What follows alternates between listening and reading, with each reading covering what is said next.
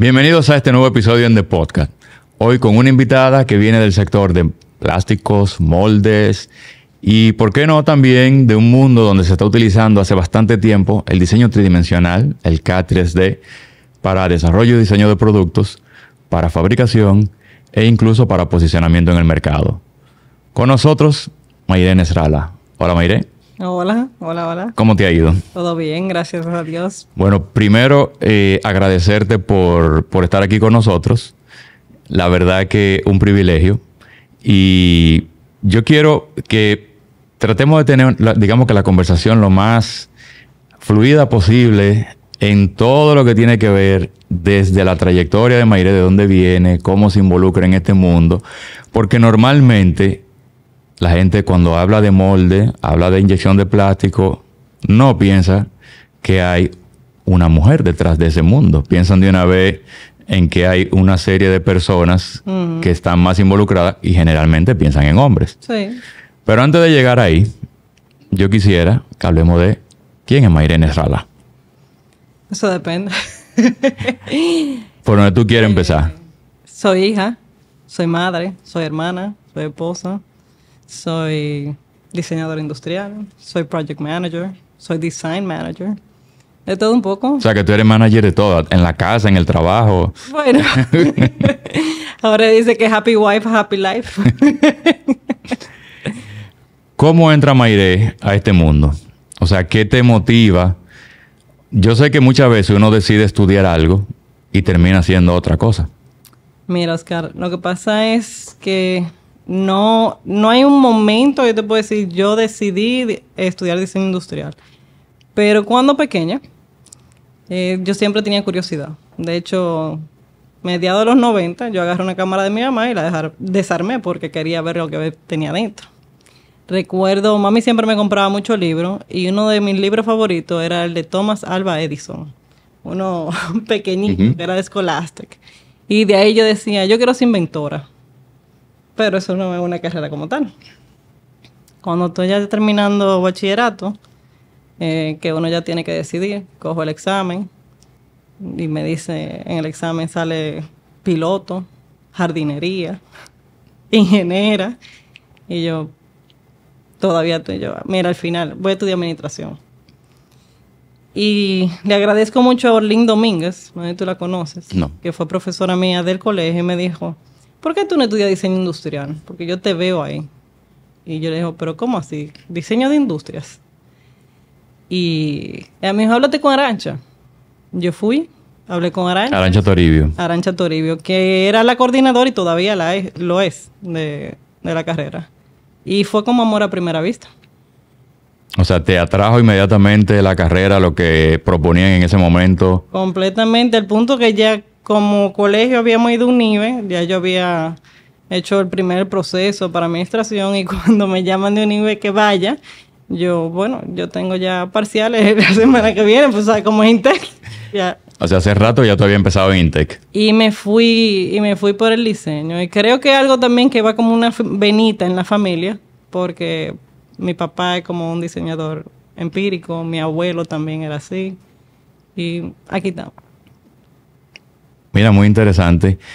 ¿A dónde te lleva diseño industrial eventualmente? O sea, tú, ¿qué tipo de experiencias empezaste a ver que fueron quizá definiendo un poco la trayectoria de Mayre?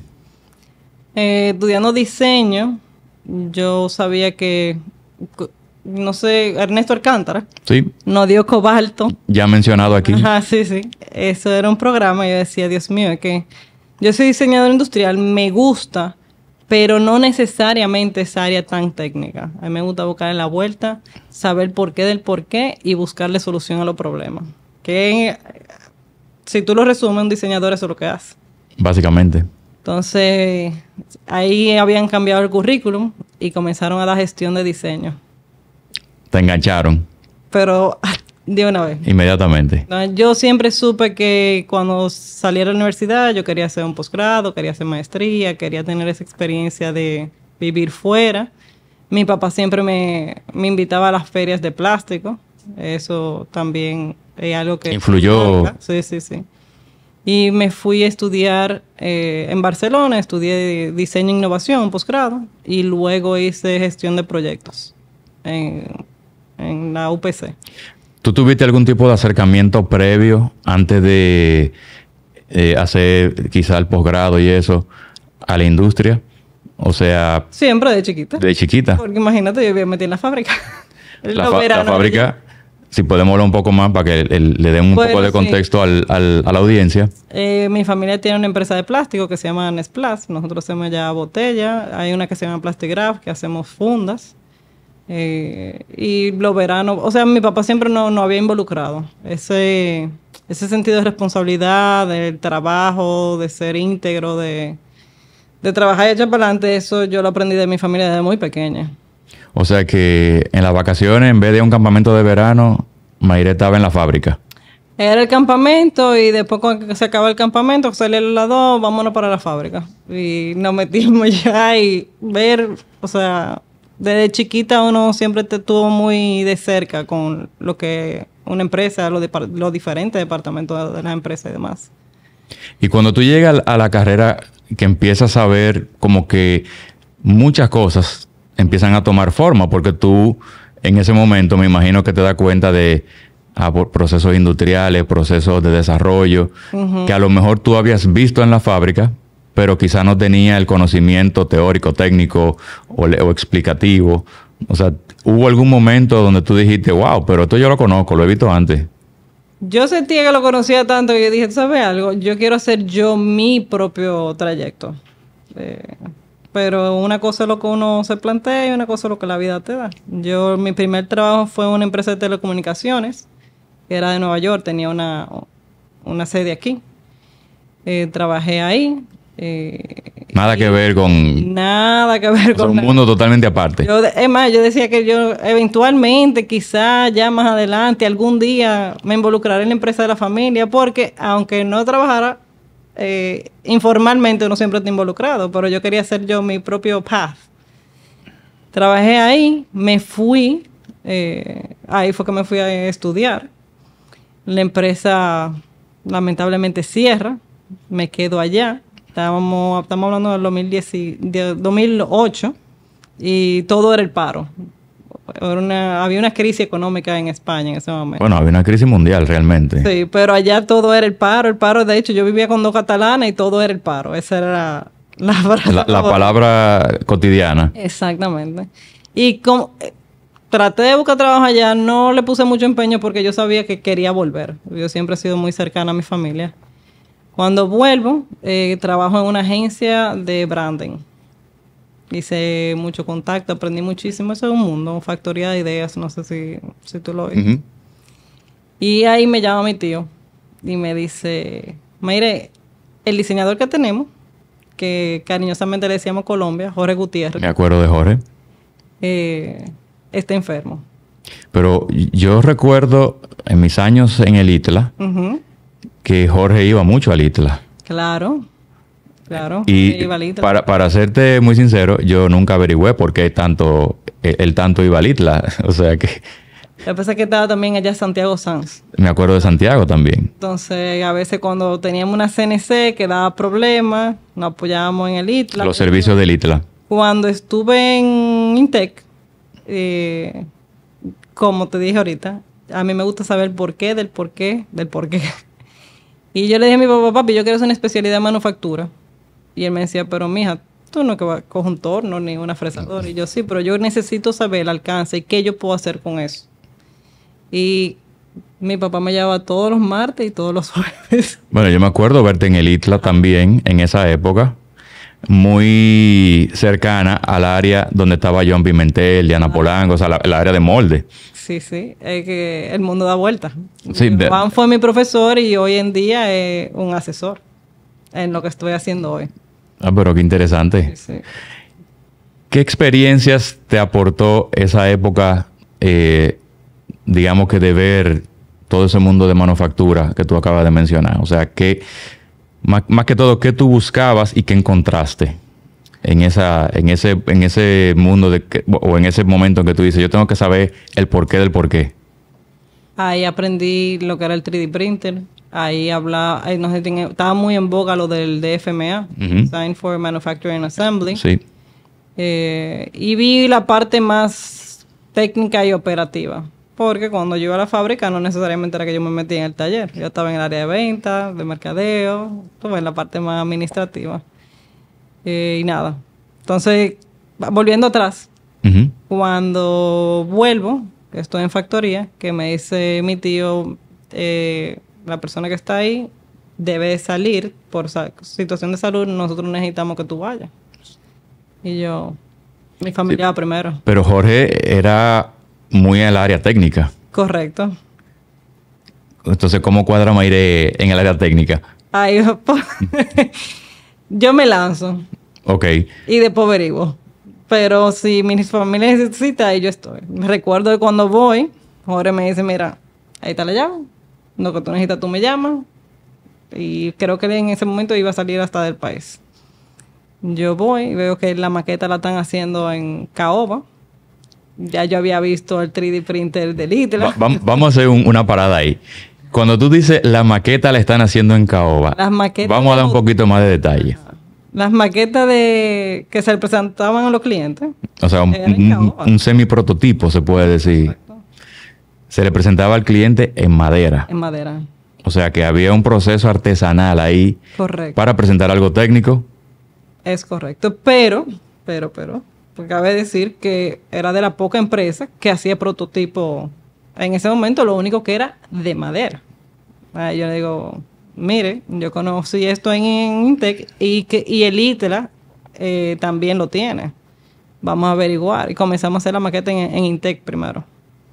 Y después eventualmente compramos nosotros nuestro 3D printer. Allá se diseñaba en AutoCAD, gracias. Y recuerdo que la primera persona que yo llamé fue a ti. Y le dijiste, Suazo, necesitamos hablar.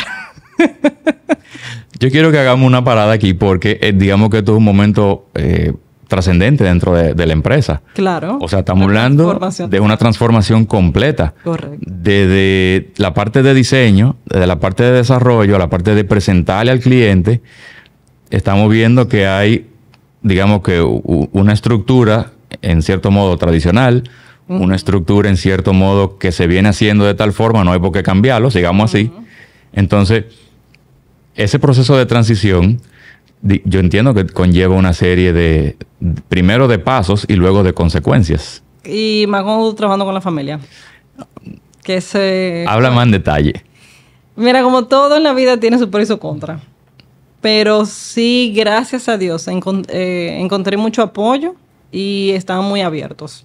Entonces... O sea, tú dices que cuando tú propusiste, dijeron, sí, vamos a hacerlo. Y más cuando tú enseñas resultados. O sea, no es lo mismo tener un planito en AutoCAD que, mire, tío, te puede ver la pieza entera, 3D. Se le hace el render. O sea, tú fuiste ya con características puntuales de esto es lo que se va a lograr. Claro. En ese momento, ¿fue Mayre propiamente la que dijo, yo voy a hacer esto para presentarlo? ¿O ya tú tenías algún tipo de apoyo? Bueno, el apoyo mío era tú en ese momento. O sea, que a ti te tocó decir, existen otras cosas. Sí, sí. Esto se puede hacer de una forma más productiva. Inesplas siempre ha sido una empresa muy abierta a los cambios. A los cambios. Exacto. Y si nos aporta y nos ayuda con los clientes, pues siempre abierto. ¿Desde cuándo Inesplas se apoyaba en herramientas CAD? O sea, ¿cuándo tú puedes decir que fue el primer momento en que... Bueno, tú mencionaste que usaban AutoCAD. Exacto. ¿Desde cuándo? No te puedo decir el año exacto, pero sí te puedo decir que fue de la primera empresa de plástico que hacía algo. Claro. Porque antes de AutoCAD, bueno, lo que había era una mesa de dibujo. Literal. ¿Quién hacía los diseños originalmente? Ya. Gente que... Hubo muchos cambios, pero ya también yo era muy pequeña. No, yo en esa área, como te dije al principio, no me involucraba tanto en la parte técnica. ¿Sí? Okay. La persona con la que yo me involucré fue con Jorge Gutiérrez, que de hecho me acuerdo que cuando Ernesto nos puso uno de los trabajos en Cobalt, yo llamé a Jorge y yo le dije, mira, yo necesito que tú me ayudes. Este no es mi fuerte. Tú sabes que aquí se mencionó Cobalt o se ha mencionado varias veces. Lo que pasa es que se mencionó primero con su nombre original, que era Ashler Bellium. Ya. Cobalt era como el suite que tenía todo. ¿Qué tú puedes recordar de esa época? O sea, un render te duraba 10 horas. La cosa más sencilla del mundo. Eso era, oh my God. A ver si sale bien. Sí, pero tú llegaste a una época donde ya digamos que había un avance, porque ya habían herramientas de diseño tridimensional a la mano. Lo que pasa es que dentro de la carrera, en ese momento usaba Cobalt. Pero, ¿qué pasa? Yo tenía un grupo de amigos de Intec que me hablaron de una clase de SolidWorks. Que fue con el mismo grupito que yo me fui a hacer la especialidad en el ITLA. En el ITLA de manufactura. Y ahí fue que yo conocí SolidWorks. En ese momento estaba Alvin Peralta. Que teníamos una maquinita de CNC que se programaba manual. Y yo dije definitivamente el futuro por aquí. Ahí tú entiendes que hubo un antes y un después. Sí, claro. O sea, en el momento en que tú te pones, digamos que directamente en contacto con toda esa tecnología que había en esa época y que en ese momento era una tecnología, si no la más avanzada, de las más avanzadas que había. Completamente de acuerdo. Mira, qué interesante. Volviendo a la fábrica. Yes. Tú presentas un plan, tú presentas una idea o simplemente todo empezó a caminar así. Hoy se me ocurrió que voy a hablar de tecnología K3D. Mañana voy a hablar de 3D printer. Mira, Oscar, lo primero que yo hice fue organizar. Entré a la oficina y me lo sacan todo. Vamos a pintar todo de blanco. El programa definitivamente hay que cambiarlo, pero la persona que estaba ahí no estaba entrenada en SolidWorks. Entonces buscamos a Narciso en ese momento. Narciso Contreras. Narciso Contreras, que sí era muy hábil con SolidWorks. Y de ahí fue surgiendo. De hecho, en ese momento yo le dije, mire, sería bueno comprar un escáner 3D. El printer 3D. Cuando vimos comparación de precios, dijimos, ok, definitivamente sale mejor que está haciéndolo fuera de la empresa. Y poquito a poquito. ¿En alguna ocasión ustedes llegaron a subcontratar ese tipo de servicios? Claro, sí. En el ITLA. Perdón, en Intec. En Intec. En Intec. Lo que pasa es que después la máquina de Intec comenzaba a dar problemas y es como que, bueno, yo tengo un compromiso frente al cliente que necesito responder. Entonces ya no necesariamente que me quiera apoyar de alguien outsource que puede tener situaciones como todo el mundo, pero la cara somos nosotros. Y ahí compramos la primera máquina. O sea, no podían esperar. No. Había que resolver, sí. Yo he notado que a lo largo de los años, en general la industria ha tenido un repunte, un crecimiento. De hecho, me imagino que tú también te has dado cuenta. Y cada vez tenemos más recursos, pero también cada vez hay más demanda. Bueno, te cuento. Yo comencé en Splash, así ya, de manera oficial como empleada, en mayo de 2010. Teníamos una máquina de CNC y un dibujante, que era el dibujante de AutoCAD. Después, al día de hoy, te puedo decir que tenemos 4 máquinas de CNC y tenemos un equipo de 8 gente. Que está en de todo. Todo lo que es diseño y desarrollo. O sea que ha habido un avance. Bastante. Y en términos generales, ¿cómo tú percibes la industria? Por lo menos en nuestro país. En crecimiento completo, porque, bueno, te cuento. En mi graduación éramos yo y Victoria. Fuimos 2. Me acuerdo de Victoria, yo cogí la clase entera con 5 estudiantes. Literal, la carrera. Cuando Arancha me dice, estando en Barcelona todavía, mira, que nos gustaría que tú des la clase de gestión de diseño. Y yo, pero es que yo llego en 2 semanas. No importa, te esperamos. Mi primera clase tenía 3 estudiantes. Que por cierto, ¿era la primera vez que se impartía gestión? No. ¿Como gestión? No, porque la primera vez que se impartió gestión fue con el grupo de nosotros, que pedimos los libros por Amazon. En ese momento yo tenía el Courier, el CPS, todo eso era muy nuevo en esa época.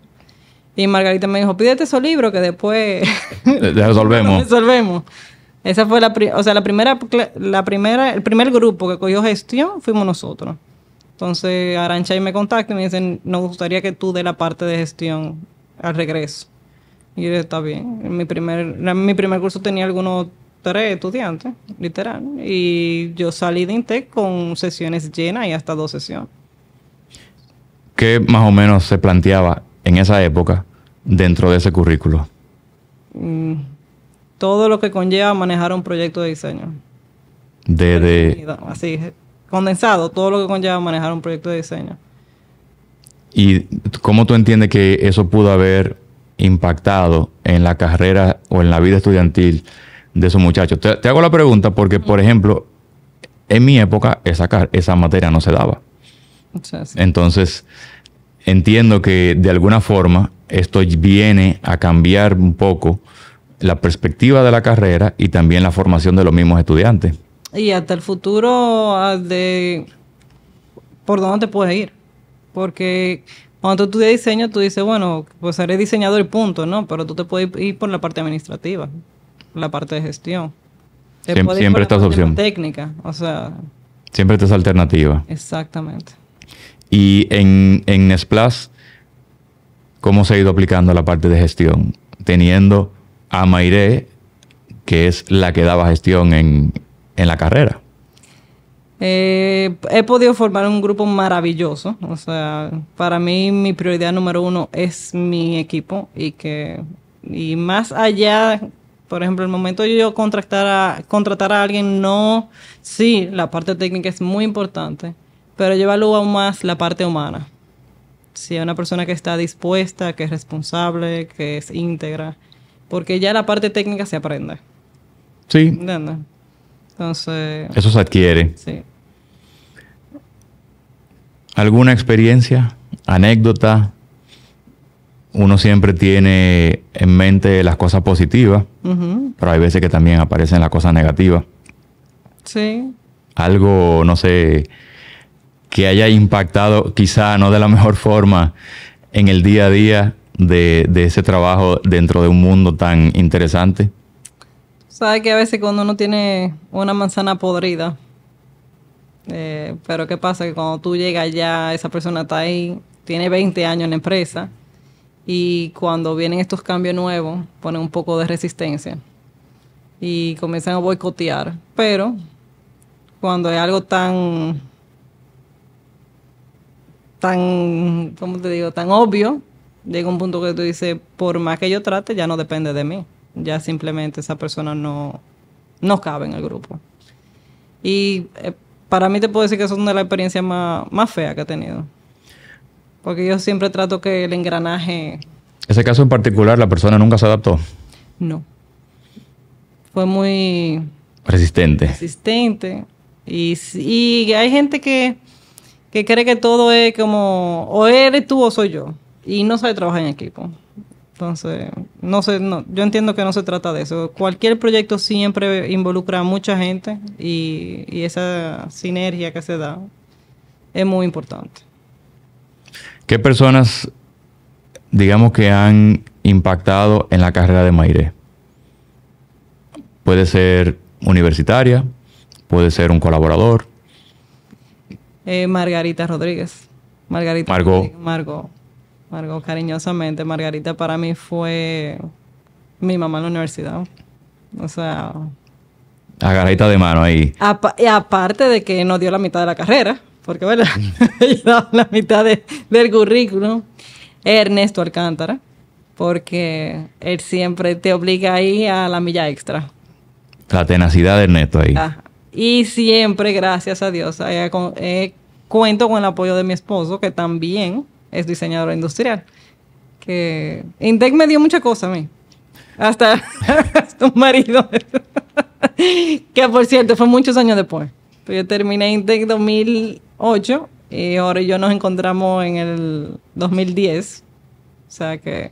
Pero sí, fue de ahí que lo sacamos. O sea que todo lo que tú le pagaste a Intec para aprender, Intec te lo devolvió con intereses. También el hecho de que duré 9 años dando clases, conocí gente magnífica gente que hoy en día trabajan con nosotros, hay gente que son clientes, hay gente que son colegas, que no he vuelto hasta familia. O sea, Eric Fernández está conmigo prácticamente del día 1 y te puedo decir que mi hija le dice tío. Sí, he notado que hay una relación bastante estrecha con Eric. Sí, sí. Ustedes mismos. Tú y Melissa son parte clave de nosotros. Bueno, o sea, gracias por lo que nos toca. Melissa nos hizo hasta las invitaciones de la boda, gracias. Pero sí, sí, sí. Bueno, eso digamos que deja una satisfacción general para todo lo que han mencionado. Volviendo a la parte empresarial, Nesplas, y cómo se involucra o cómo está todo ese proceso de transición. Al día de hoy, por lo menos yo, desde mi punto de vista, he notado que ustedes llevan un proceso de diseño y desarrollo que no todas las empresas lo llevan. De hecho, me atrevería a decir que ustedes son, si no es la única, de las pocas que llevan un proceso de diseño y desarrollo muy apegado quizá a lo que uno estudió, a lo que uno vio en la universidad y cómo se hace en otras grandes empresas en cualquier parte del mundo.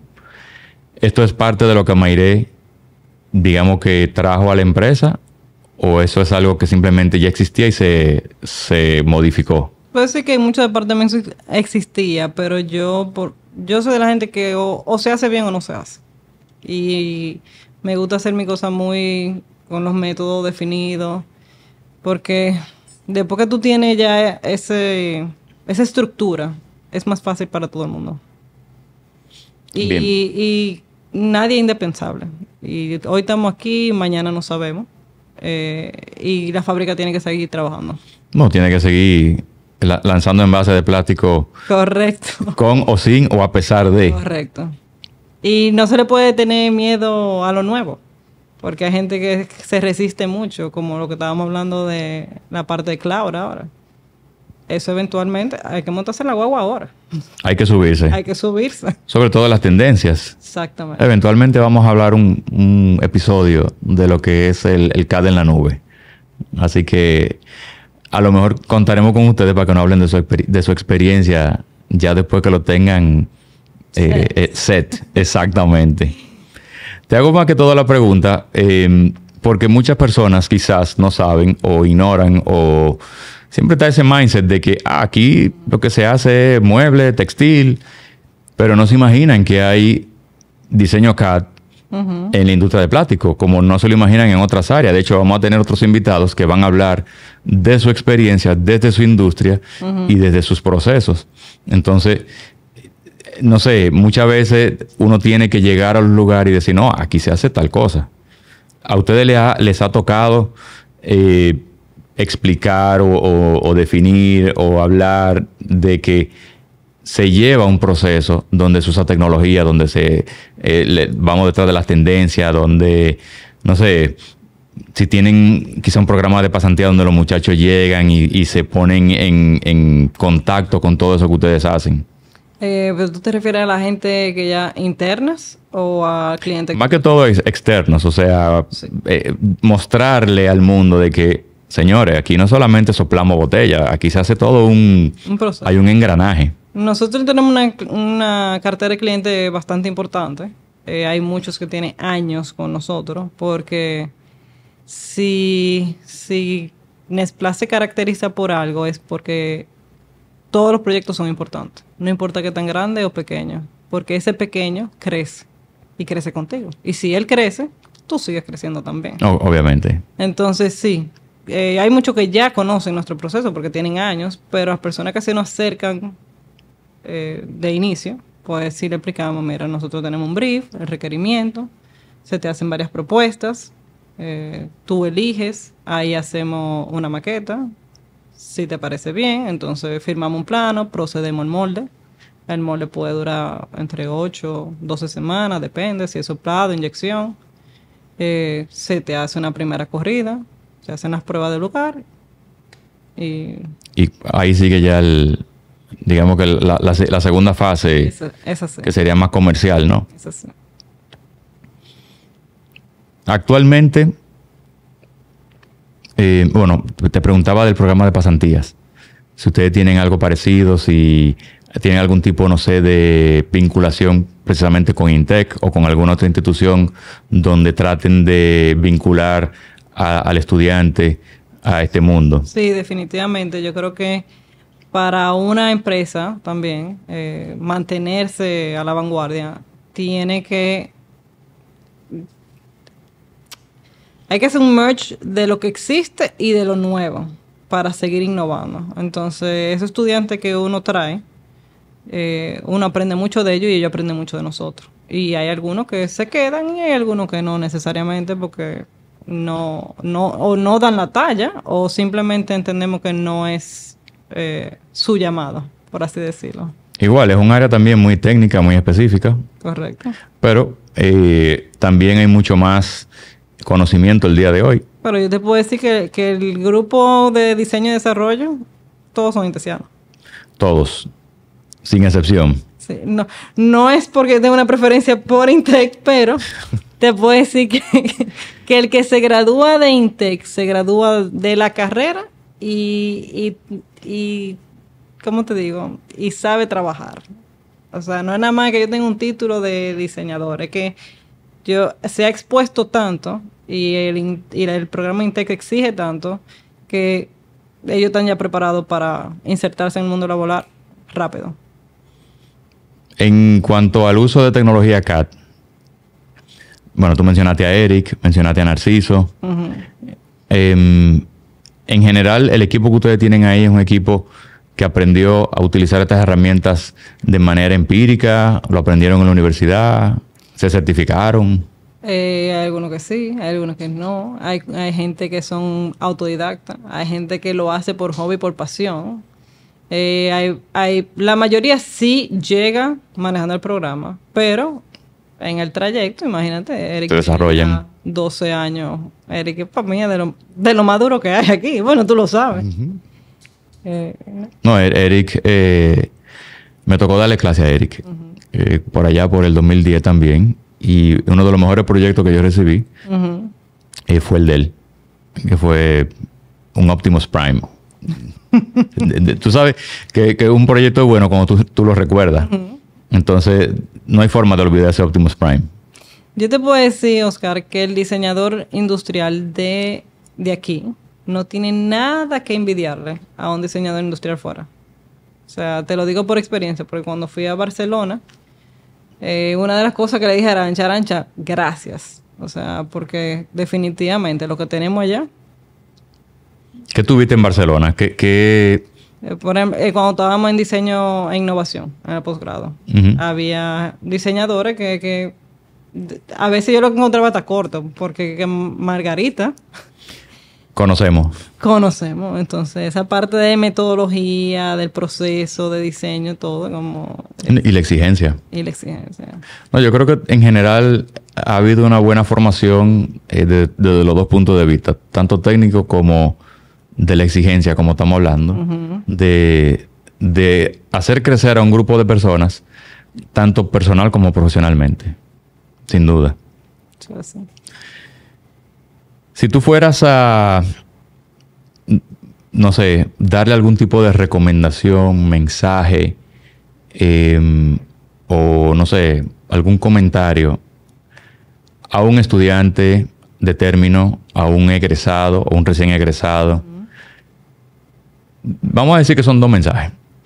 Un primer mensaje dentro del área y el sector en el que tú te encuentras, uh-huh, y uno en términos generales.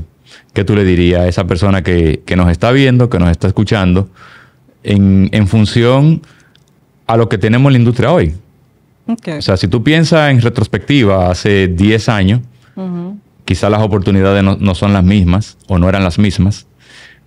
¿Qué tú le dirías a esa persona de lo que tenemos hoy en tu sector y en términos generales? Te lo voy a enchillar atrás. Cuando yo comencé a estudiar diseño industrial, que comencé a averiguar y la gente ¿dónde está trabajando? No, que una publicitaria, que una agencia. Había una persona en un banco y yo, aquí como que no hay mucho mercado. Me hablaron de Jorge, que estaba en animación y yo, bueno, por lo menos hay un diseñador haciendo algo. En ese momento estaba haciendo la avispa de Juan Luis. Y yo, ok, hay algo allá afuera. Eso ha cambiado muchísimo. O sea, aquí se desarrolla, hay mercado. Y mi consejo para todos los estudiantes, o sea, tanto de diseño como cualquiera que esté en áreas relacionadas, manténganse curiosos y hagan networking. Porque usted no sabe quién el día de mañana va a ser su colega. O su quién jefe. va a ser su cliente, quién va a ser su gente. Y por qué no su socio en el día de mañana. También. Y algo importante también. Hay dos cosas que después que tú la pierdes no se recupera. Y una es la vida y otra es la credibilidad. Y eso se forja desde muy temprano. Yo te sumo otra. Tiempo. También. Hay que aprovechar el tiempo también. Tú diste con un punto importante ahí con lo que tú acabas de mencionar. Y es una de las, o era, no sé si sigue siendo todavía, de las grandes preocupaciones del que estudiaba diseño industrial. ¿Qué yo voy a hacer cuando salga de la carrera, cuando termine la carrera? Y si nos vamos 20 años atrás, 15 años atrás, 10 años atrás, ese gap ha ido reduciéndose. Sí. Igual, ha aumentado la población de estudiantes, lo cual también uno pensaría que puede reducir la cantidad de oportunidades que hay. Pero tú estás más en la industria y estás viendo quizás mucho más, bueno, estamos todos viendo realmente lo que hay disponible. Nosotros lo vemos no solamente en República Dominicana, también lo vemos fuera de aquí, en los países donde tenemos presencia. Y definitivamente hay mucho más oportunidades, sobre todo porque hay también opciones variadas que están relacionadas. ¿Lo ves así también? Hay más chance. Claro, definitivamente. Hay más chance para ese que nos está mirando. Completamente. Y si tienen la oportunidad de viajar, háganlo. Porque eso te abre un mundo también. Y síganse formando. Uno nunca termina de aprender. Tú acabas de dar, por segundo episodio consecutivo, el mismo mensaje. Seguir formándose. Sí. Seguir aprendiendo. Siempre. Esa formación yo entiendo que es clave y que, como tú mencionas, no se termina de aprender. Es que de todo se aprende, Oscar. Hasta de lo malo se aprende. Bueno, yo creo que de ahí es donde más se aprende. También. Pero de todo se aprende. De todo se aprende. Si hablamos de Mayre el día de hoy, ¿dónde está Mayre hoy? ¿Qué está haciendo? ¿Qué satisfacciones hay detrás de ese hacer hoy? A nivel personal. ¿Y profesional? A nivel personal me siento muy plena. Y profesional también. Ahora mismo estamos en un momento de expansión. Tú lo sabes. Y whatever it takes. Tira para adelante, como dicen. Pero si hablamos más que todo de una forma más específica, más personal, dentro del ámbito, dentro del ámbito de la empresa. Estamos ahora mismo en una etapa de transformación y de expansión. Lo cual eso tiene sus particularidades, pero nada que no entendemos que con nuestro gran equipo de trabajo que tenemos podemos hacer. Y Mayre como tal sigue haciendo lo mismo. Me pongo la camisa que me tengan que poner. Make it happen. Go with the flow, literalmente. Go with the flow. Mayre, yo quisiera que demos un mensaje de despedida a toda nuestra audiencia y que en el mensaje de despedida invite a todos nuestros seguidores a dar like, a suscribirse. Y a que le dé la campanita. Y tú te lo sabes ya el script. Se lo sabe más mi hija que vive viendo videos de YouTube. Pero sí, muchísimas gracias. Síganos.